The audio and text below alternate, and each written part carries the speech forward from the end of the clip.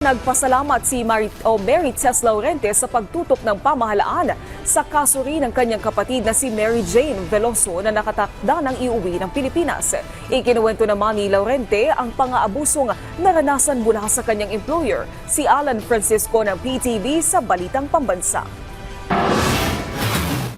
Nakabalik na kahapon sa bansa ang kapatid ni Mary Jane Veloso na si Mary Tess Laurente matapos ang higit isang taong painilbihan nito sa Dammam, Saudi Arabia. Sa paggabay ng Labor Attaché ng Pilipinas sa Dammam, nakauwi si Mary Tess sa kanyang bayan sa Nueva Ecija. Binigyan ng scholarship sa TESDA at 50,000 pisong tulong pinansyal. Sa naging panayam ng Ulat Bayan Weekend kay Mary Tess, inilahad niya ang pang-aabusong naranasan mula sa kanyang employer.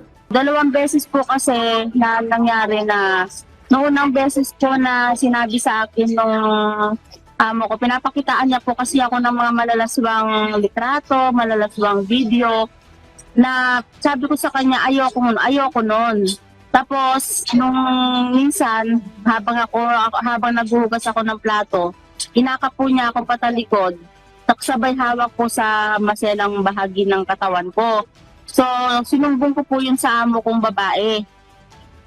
Kaya lang po, yung pagkakasumbong ko po dun sa amo kong babae, sa halip na mas parang nakatulong po sa akin, parang mas nakasama pa kasi simula po noon, naging na po yung amo kong babae sa akin, nagbibintangan na niya ako ng kung ano-ano, hindi po siya naniniwala.